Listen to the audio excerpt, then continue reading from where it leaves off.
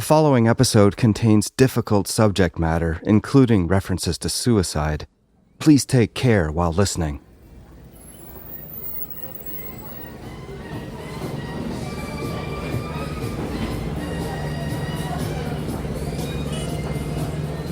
Gracias is good, and the word that you're gonna hear the most is pura vida. Pura vida? Pura vida. The translation is pure life. So just pura vida. Pura okay, vida. And it's okay to say that? Yes, okay. Of course. Everybody uses it for gracias, hola, ciao, todo. Pura vida. Pura vida. Pura vida is widely used here in Costa Rica by expats and locals in regular conversation, sort of like saying hello or goodbye. Pura vida, David. It's taken from a 1956 Mexican Western, and it means that one should slow down, enjoy life's wonder and pleasures, seek a clarity of happiness, and it has come to represent the notion that essentially you can do whatever you want down here. Or at least that's the promise. Jackie and Sebastien came here in hopes of finding something, but it didn't go as expected.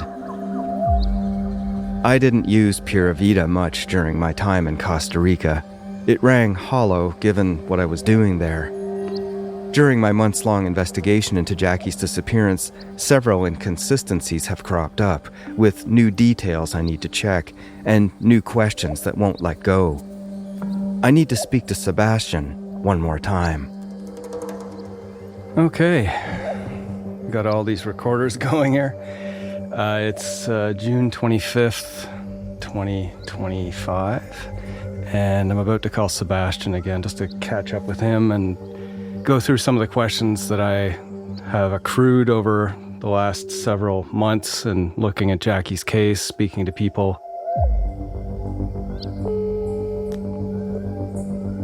I'm David Ridgen, and this is Season 10 of Someone Knows Something, the Jaclyn Ferland Smith case, Episode 6.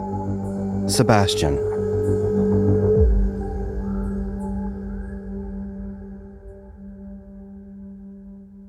Hello?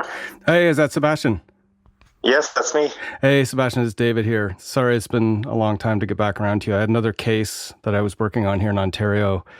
No big deal. I understand that you have a life and other work to do. Yeah, it was a big case, and I couldn't turn away from it, so I apologize for that. Before we even start, I would say when you came to my place, obviously I was not the most welcoming person. When I first met Sebastien, he seemed a bit put off by my appearance on his doorstep.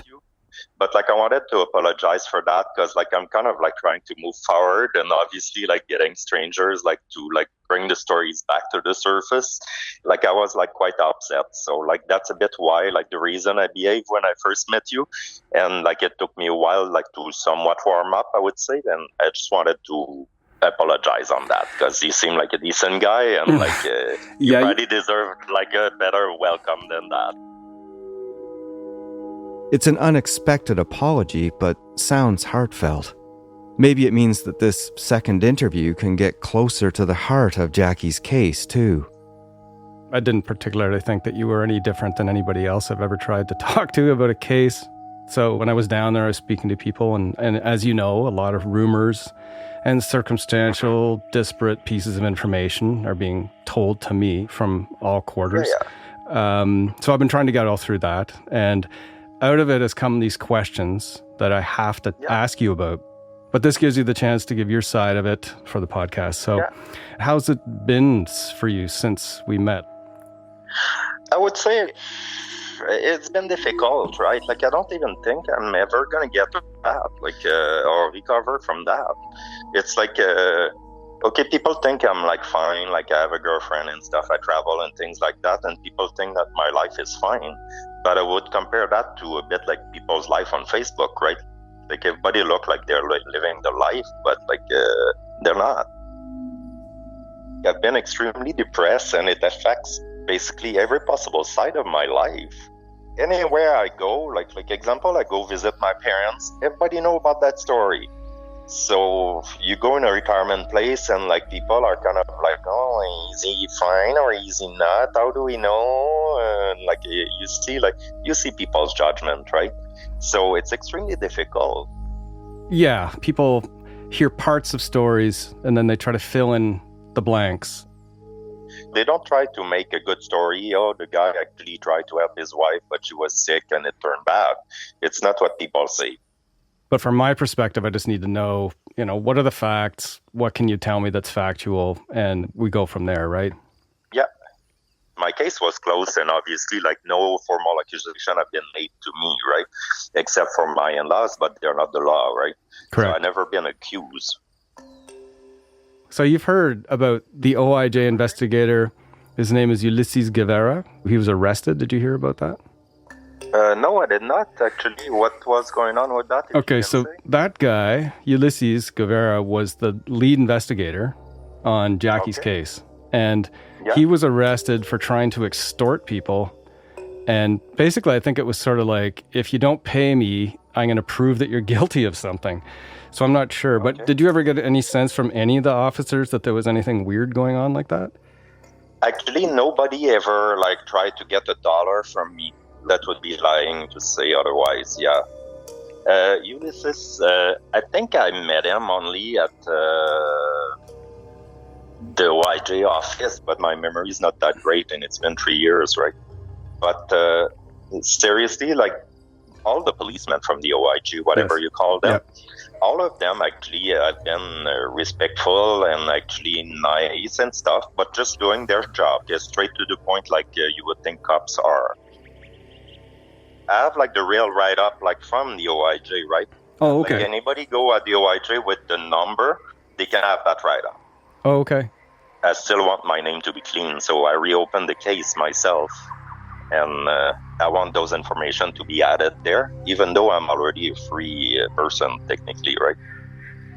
And so I asked to reopen the documents, even though it was closed, and that I was innocent, right? When did you do that? Did that happen just recently? Yeah, actually. I asked Sebastien if he can send me what files he says he received from the OIJ, but to date I've not received them. We've been told by Costa Rican authorities that the case was archived in the courts in 2022 and filed as dismissed. Neither the OIJ or case prosecutor or file clerks said anything about the Jaclyn Ferland Smith case being reopened prior to us contacting them, getting the file, and having her phone looked at again.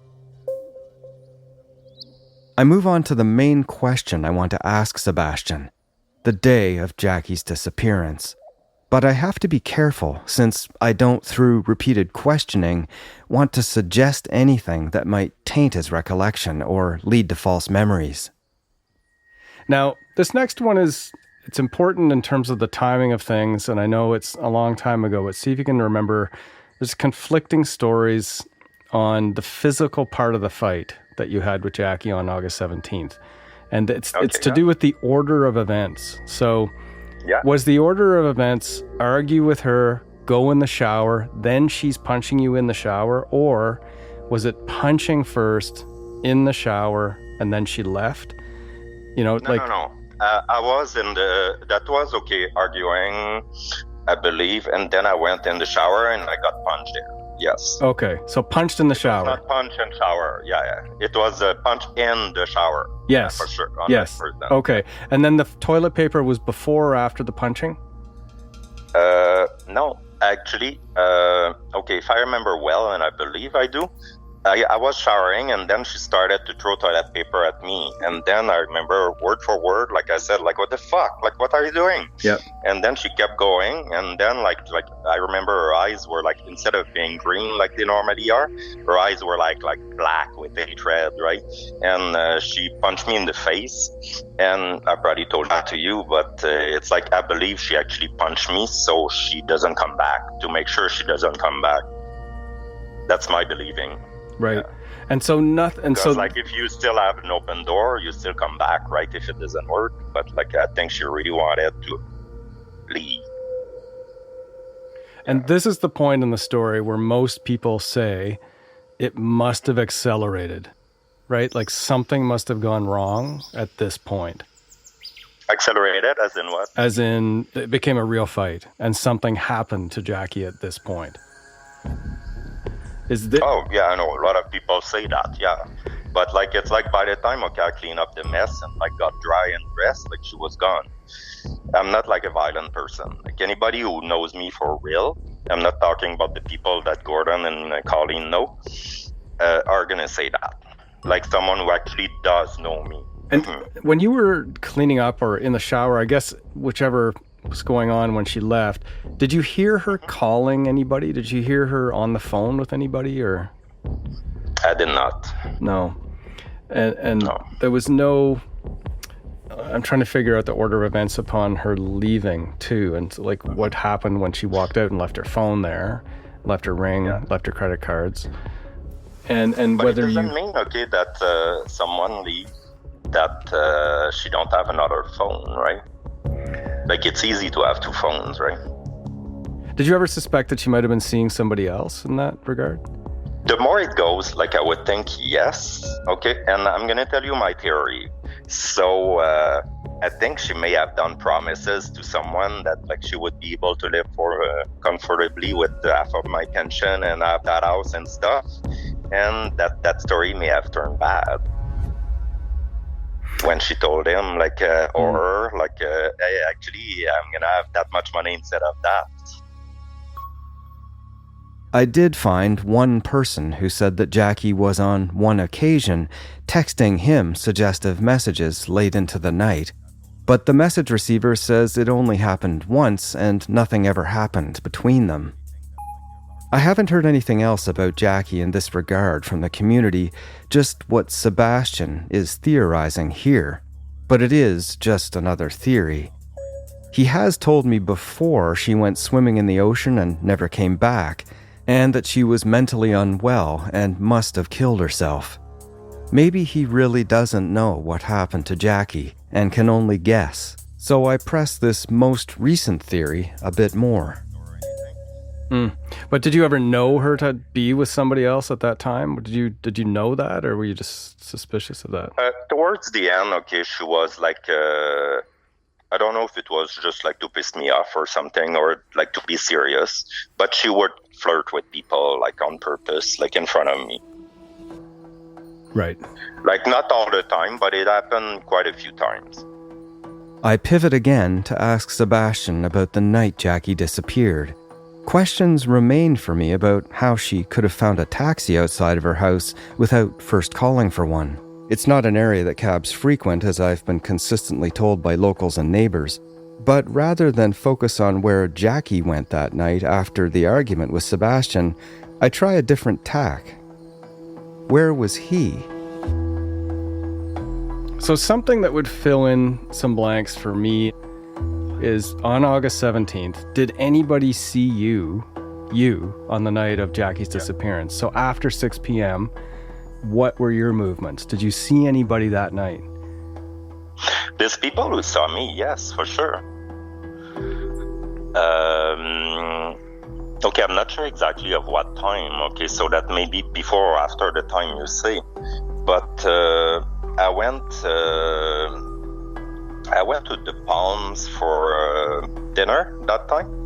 Because like I was like, okay, like I still need to eat, and like that was not unusual for her like to do stuff like that, right?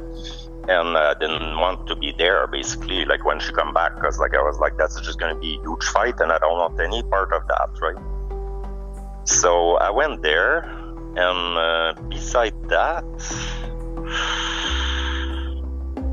not sure. From about 6:34 p.m. onward, there is nothing confirming Jackie's whereabouts beyond a potential taxi sighting of her leaving the Cacique development, and Sebastien's movements are as amorphous. The return home from Tamarindo is followed by a dinner Sebastien says happened, and here on the phone, Sebastien tells me a different version of this dinner story than when I saw him in person.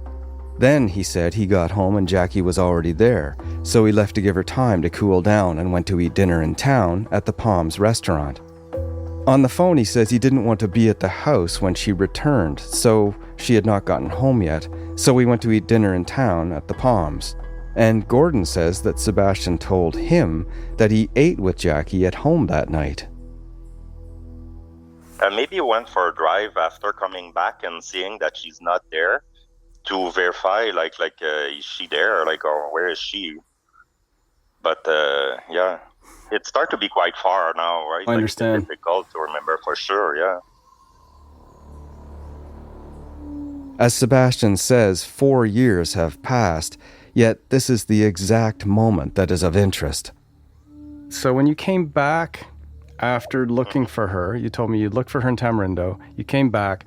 Did you go back to the house first, see her there, then go to supper? Or how did that work?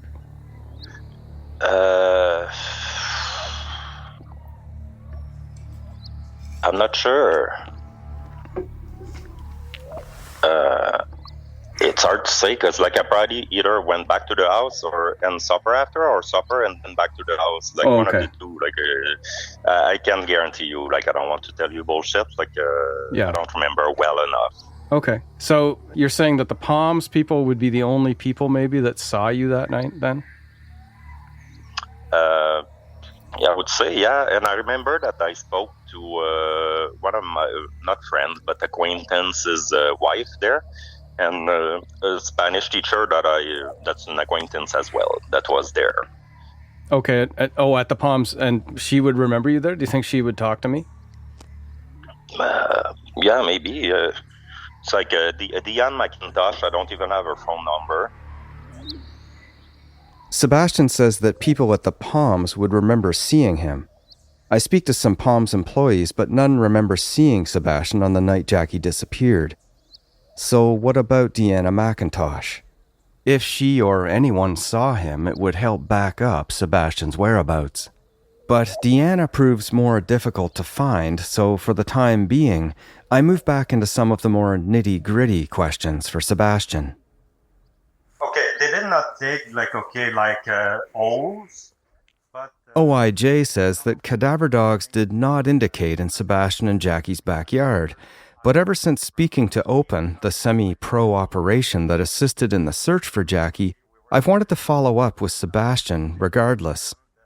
Sebastien originally said that his whole backyard had been dug up and that he had to burn the resulting green waste that came from it. But Open told me they never dug in his backyard. I used to have raised bed gardens at the back, that were basically a box made of tree stumps and stuff. Yeah. And that's about, I would say, a foot from the ground. And they kind of moved that. But the Oihota said they did not dig in your backyard. Yeah, but they did not dig a hole. They're not wrong, yes. Okay, so nobody dug actual holes in your backyard then? No, not holes. Yeah. But they, enough basically moving dirt and stuff to basically trash my garden. Basically. Okay, I see. It really matters. But Jackie's state of mind in the lead up to and on the day of her disappearance is also something I want to come back to with Sebastien. Okay, now in the previous times that Jackie left, because I know that she left other times when she left your place, was she saying that she wanted to kill herself then too? It happened multiple times that she said she wanted to kill herself, that she had enough, that she was done with it, done with life, that she couldn't stand it anymore, could not do that anymore, all those possible wording, right? Yeah. Yeah, so those times it would be part of the same thing. So would you have experienced this kind of a thing before with her where she was saying, I want to kill myself, and then she would leave? Yeah, I did, yeah. Okay. I guess in terms of the killing yourself business, which is tough to talk about all that stuff. Okay, yeah. Did Jackie ever tell you that you should go kill yourself? Yeah, she did, actually, yeah. And did you ever tell her that she should go kill herself? No, I never did, because, even if it was not going well, I said, because obviously she's sick, right? So it's a bit hard to reason with, a sick brain, right? Jackie's sister Candace remembers Jackie telling her that both she and Sebastien would get into arguments where they would say horrible things to each other. Things like, you should kill yourself, and I hope you die, and I just really, just things on that level. But here, Sebastien denies his part of that narrative. So, no, I never told her stuff like that, because even though, she was sick, Like, I always love my wife, like, and I still love her, right? I understand that when she was sick, it was just not her talking to me. So I was trying to, let's say, like, kind of brush it off and like pretend basically that she did not say that to me, that it's her illness was talking to me. Because every now and then she would basically be horrible and tell me like a bunch of bullshit and stuff. And then suddenly her eyes would change. And then she could be fine for a few days or a few hours or months. It was not all the time that she was like that, right? But the stuff, okay, like telling me to go kill myself or whatever, I'm just going to give an example, okay, that happened in the past, okay? It's like, you just go to the restaurant, everything is fine and stuff, and then she would see like anything that looked like vaguely like a woman, and she's like, that's her, like you're having sex with her, and like you see that like the way the conversation goes, so like that would be like that kind of stuff. Then it's like you should go kill yourself or like commit suicide and like that kind of things, right? So those conversations happen multiple times, much more, like I would say, since we moved to Costa Rica. And on that, actually, okay, I want to add something, okay? My point of view, okay, when we moved to Costa Rica, obviously it was a retirement plan for me, as well for her. And I believe those whole years, she's been sick for a long time, okay? But that whole time, I was just believing if she don't have to work, she don't have the stress from like coworker and stuff. I thought that if she's away from that, and she's away from North American stress, like the rat race, if you want, that she would do better. But the moment we moved to Costa Rica, it kind of like basically backfired. Okay, I'm partially to blame for that. I kind of underestimated the result, like that uprooting someone from the country would have on someone. So she ended up like much more stressed here initially. We started to basically build a house, and I never thought, like you would have told me that, and I would have said, no, like Costa Rica is much more relaxed than Canada. But like that part, yes, like I said, I'm partially to blame, but like I had good intentions, but it turned bad. You were suicidal, you said to me. You told me the helium tank story, but that was around when Jackie disappeared, when you had those tanks. But were you suicidal before that? Before that, I was depressed, yes. But I would have not committed suicide. It's just that at that point, okay, with her like disappearing and my former in-laws like accusing me and stuff, and all the investigation and people sending me death threat and all the stress, you know, the general story, like the whole thing. Yes, that pushed me pretty close to that, honestly. And do you remember calling Colleen and Gordon and telling them that you were suicidal? Did you ever call them and tell them that? Yeah, I did. Like at some point, like I kind of had enough. Okay, I did not call them like, hey, I'm suicidal. I called them basically like for help, because like their daughter was completely going nuts, out of control and stuff. And I was like, it's to the point where I cannot take it anymore. I pretty much did that job like for about 11 years, right? Alone. I was at that point where like there was basically no reason to live, literally.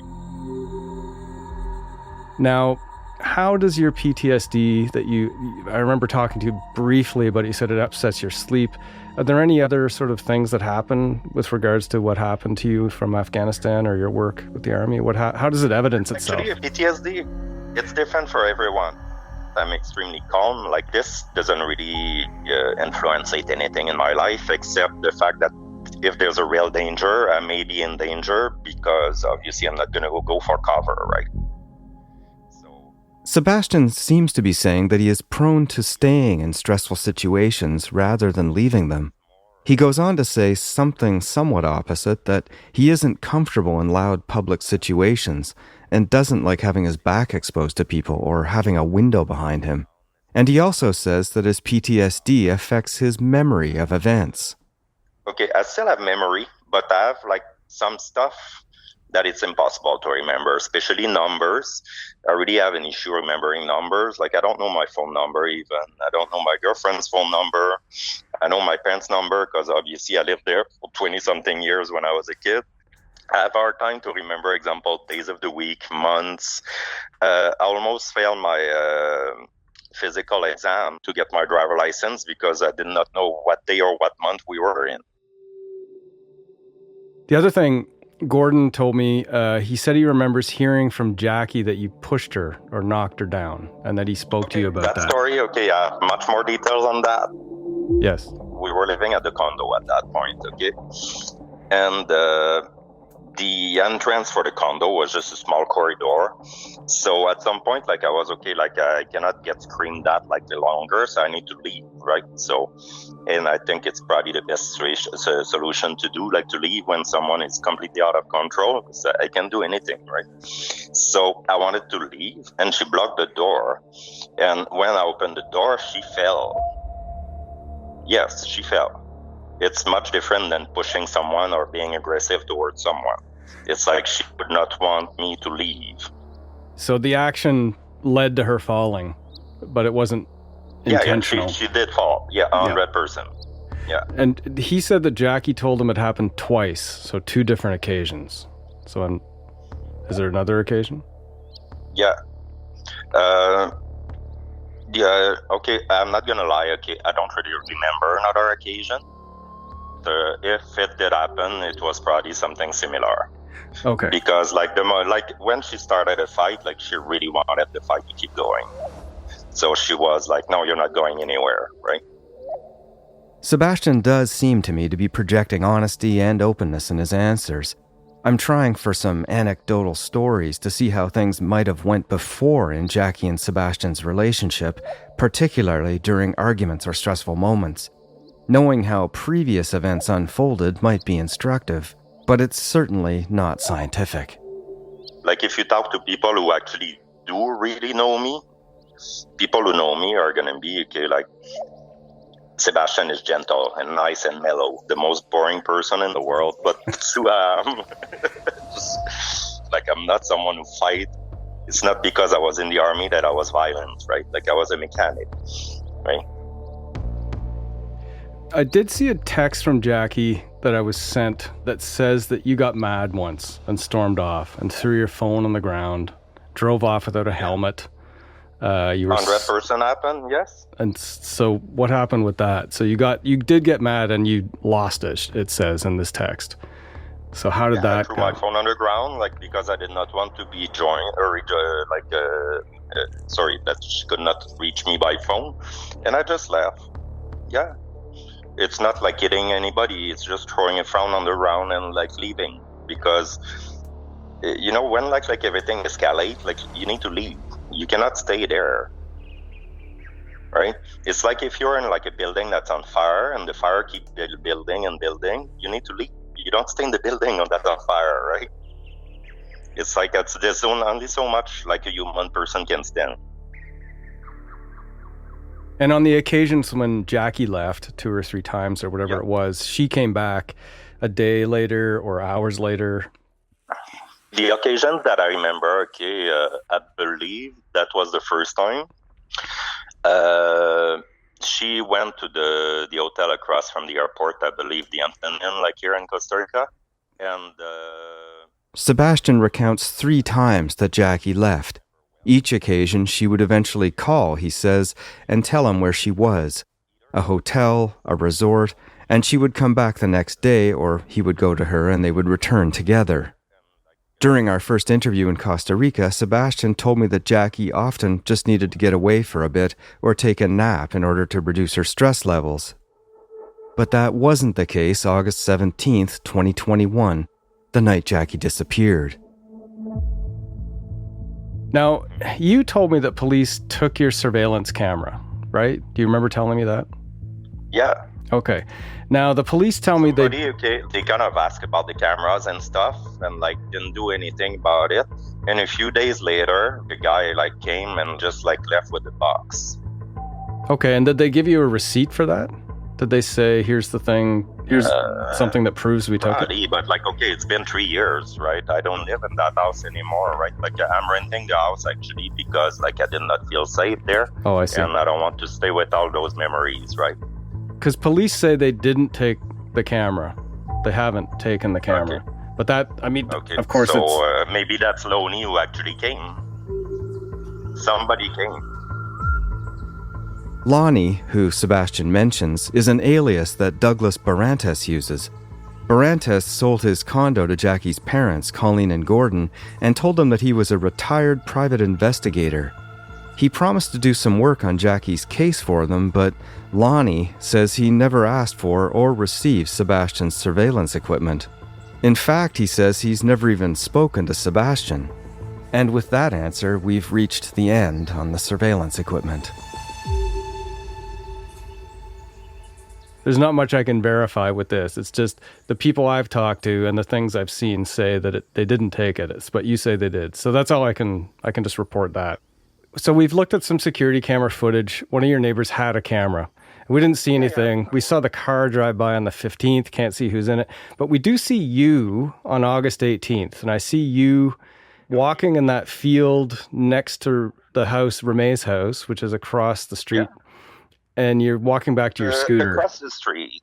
So this is the day after Jackie disappeared at about 11:30 in the morning. Can you remember what you were doing on that morning? There's a nice view there, but like I can't really think I went there to see the view. Like, I don't know. I parked there, like something must have got my attention, or maybe I was even looking for her, or actually. I mean, that would make sense, right? It would make sense that you were looking for Jackie. But I really don't remember at all where I was going there. I move into talking about the police search of the property. The dogs. It's like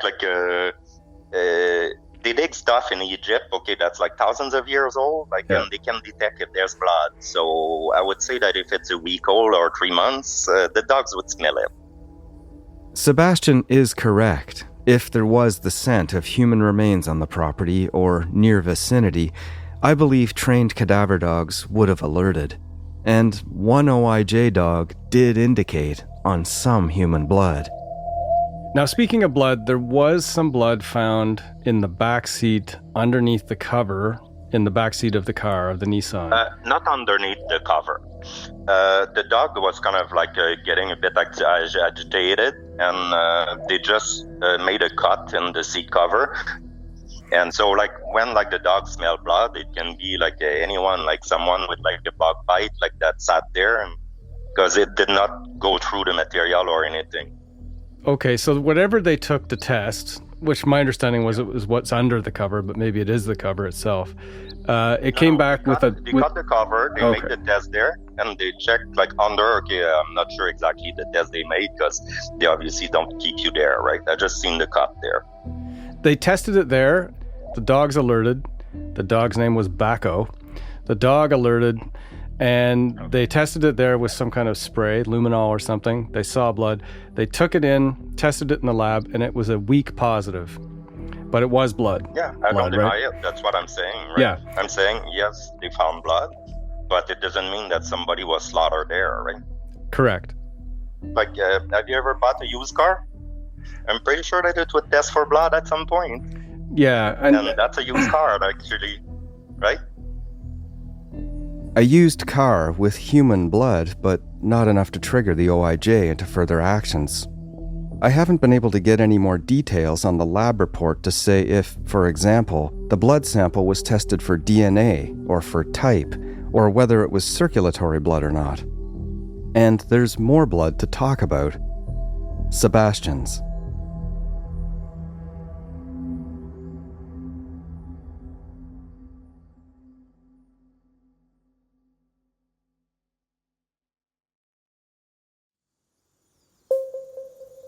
So the scar on your leg, we talked about the scar on your leg. You said you got it walking back up the hill.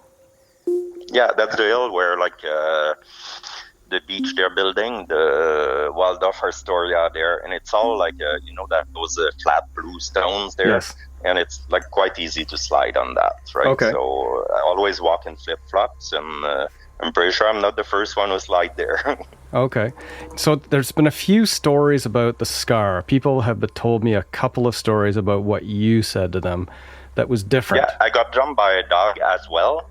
But the dog just did one small scratch, and sliding did the big one. Okay. So the dog bite is in the same area. That was not a bite. That was just the front claws, on the claws. Okay, the claws. Yeah. Okay. Yeah, And, but it was maybe 2 inches. Okay. That was a small scratch from the dog, but still fairly deep. And the main one was from the sliding, yeah. And then, did you get any other marks on you other than on your leg at that time? No, Okay. that was enough. Okay. When I first met Sebastien, there was no mention of a dog. And now he says there are 2 sets of injuries, one from slipping on the hill and another from a dog scratch. Sebastien says a large, dark-colored stray dog scratched him and that no owner was around or evident. Unfortunately, the OIJ didn't take any pictures of Sebastien at the time, so there is no way to know for sure what injuries he had, if any, or what caused them. Now, next question. So in November 2021, about 4 months after Jackie disappears... November. Okay, yeah. 4 months after. Did you go and ask a local bar owner to help you get a job for your new girlfriend from Tamarindo? That was a friend, yeah. Okay. I did, actually. Okay. Yeah. And she never worked there. Yeah. Was she a girlfriend, though? No, she was a friend. It never been a girlfriend. So she isn't somebody that you were in a relationship with, other than just a friend? No. Okay. No. Okay. All right, because that is... Okay, to make the story clear, okay, I pretty much had sex with her once because obviously I'm not made of wood, but she never been a girlfriend, okay? So I'm just honest there.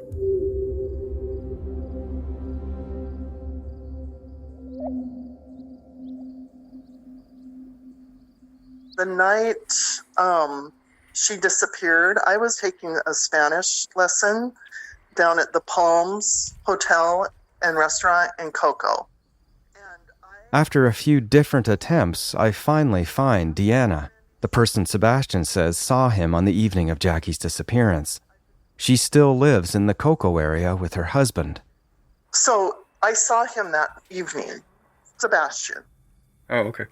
And I was down at the Palms, and I was sitting in the restaurant having a drink.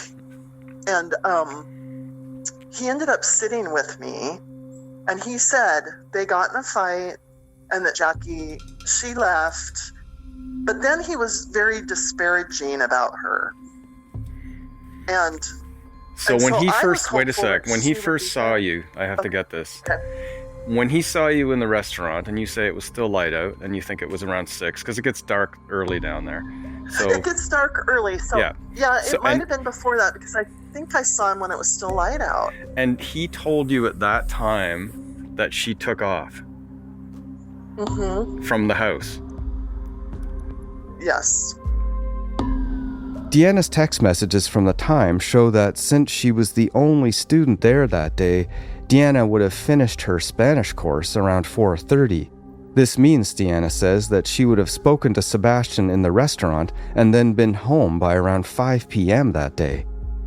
Randy, Deanna's husband, corroborates this timing and remembers Deanna telling him about this conversation. Do you remember hearing the story that Deanna saw Sebastien at the Palms? Yeah. No, he told me that. Yeah, okay. Yeah. Like she said, we go to bed at 8, so before that, we're always home. So if Deanna's recollection is accurate, that would put Sebastien at the Palms restaurant somewhere between 4 and, let's say, 5:15 p.m., saying that Jackie had already disappeared. How did he describe the fight to you? He never told me it was a physical fight. No, he never told me or us it was a physical fight. But he did say she took off walking that night. But where did Jackie go if she took off walking at that time? a time that is earlier than previous timelines I've heard have suggested. We know that Jackie's credit card was used at Walmart and at the surf shop in Liberia, 45 minutes away, between 5:30 and 7 p.m., and that Sebastien was receiving texts from Jackie's phone during this time. Since the surf shop is not walking distance, did Jackie leave the house before 4 p.m., then perhaps gather herself, and then go back for her car, then go to the surf shop? If so, this would mean she left home twice, once to go to the surf shop, then the second time after fighting in the shower with Sebastien and then leaving her ring and phone. Is there any more detail on what Deanna heard about what might have happened to Jackie? Someone else that was involved in the search I talked to a while ago said that somebody talked to all the local taxi drivers and that nobody remembered taking her or anything like that. So I've heard that, but who knows? So if Jackie did come home twice and then leave twice, why has that never, to my knowledge, been a clear part of the story Sebastien has told to anyone? Instead, the story has been that there was one return and one exit. Deanna says that she has thought about that conversation she had with Sebastien that day a lot. I have been concerned. I personally think he probably did something. I didn't go to the police because I didn't really have anything concrete.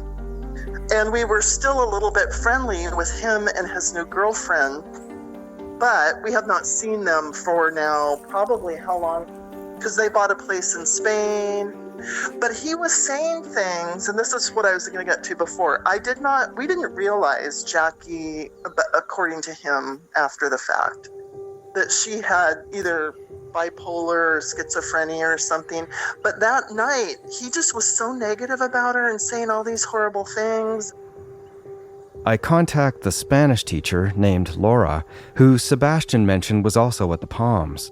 But Laura didn't know Sebastien and says she doesn't remember specifically seeing him there that night, nor did she hear or listen to any conversation Deanna might have had with him. So I go back to Sebastien with questions about his encounter with Deanna. So I found Deanna McIntosh, and Deanna says that you met her at the Palms between 4 and 5:15, around then, p.m. at the Palms on August 17th. And she says that you were already saying to her that Jackie had stormed off from the house. Yeah. So at that time, by 4 or 5:15, Jackie, the whole thing with the shower had happened, and the punching, and then the storming off had happened at that time? Okay, it's hard to remember because obviously it's a long time ago. And let's forget about the hours, the numbers for now, okay? I think, that when I came back from Tamarindo to look for her, I was, on the way back, I'm going to stop for food right away because if she's back and she's not answering or whatever, she's most likely pissed off, and I'm not looking forward to come back to a pissed off wife, right? So, yes, I believe I'd seen her before, and then I came back and the shower episode happened. Okay, but Deanna's thing is different. She said she was home before sundown, and she says she met you between 4 and 5:15. Deanna said that you said that Jackie had stormed off from the house. So, as if that had already happened, that you'd had an argument with her and she'd stormed off from the house.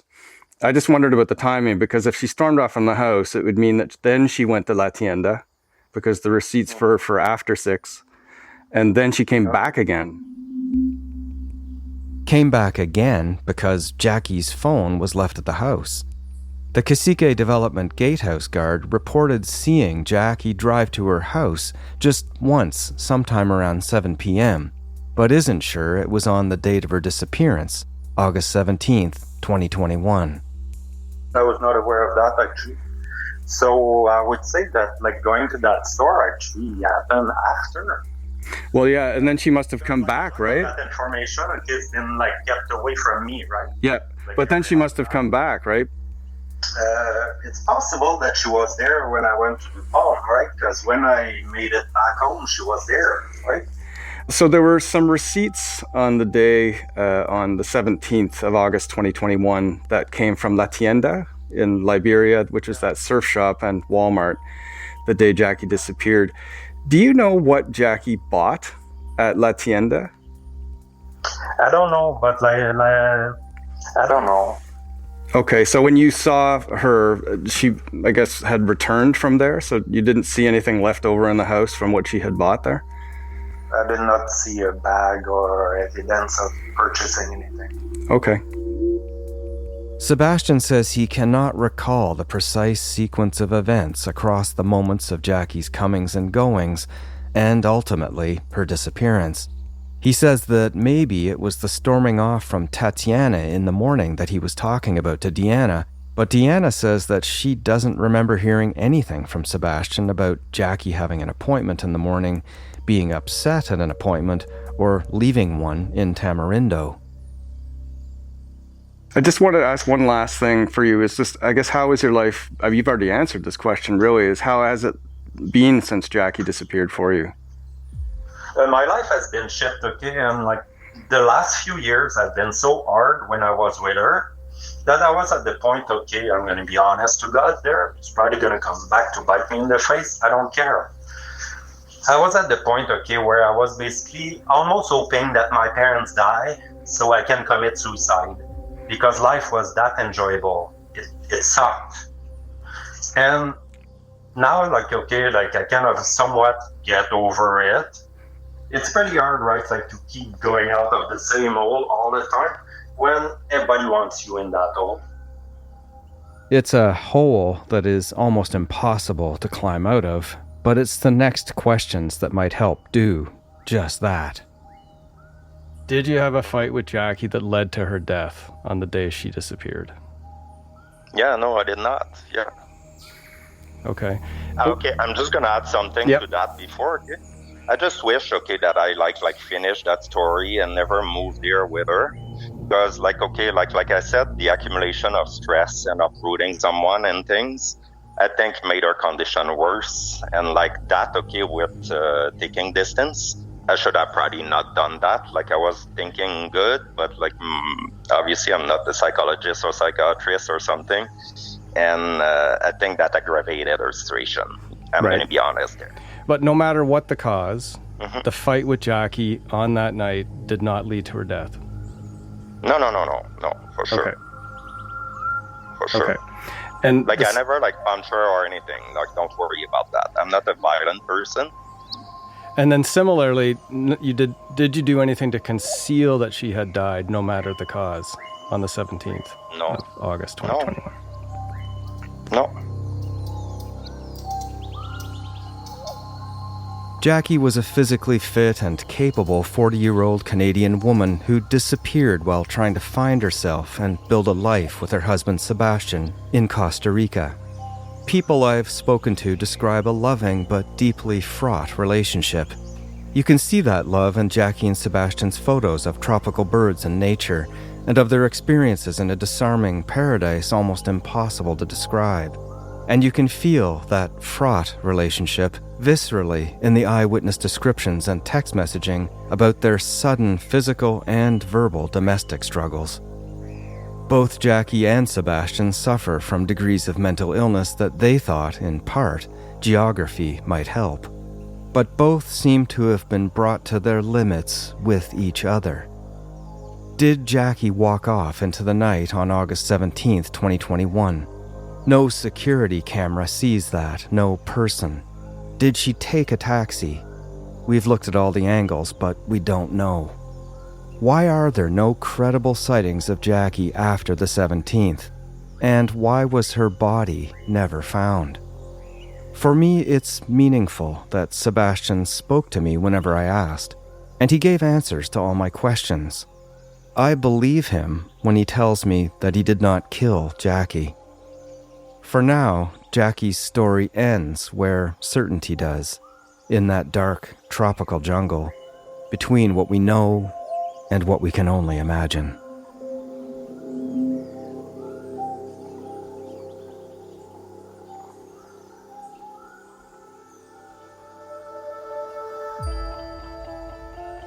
This is the final planned episode in the Jaclyn Ferland Smith case, but the investigation continues. If you have any information, the time to come forward is now.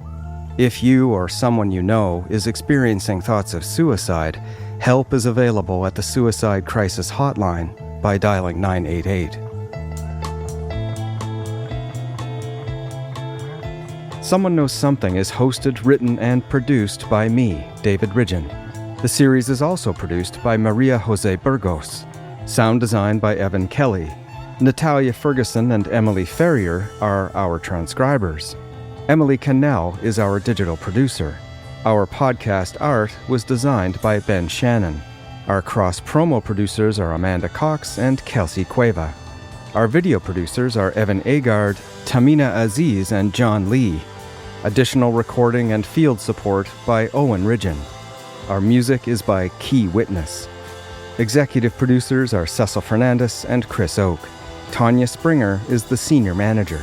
Arif Noorani is the director, and Leslie Merklinger is the executive director of CBC Podcasts.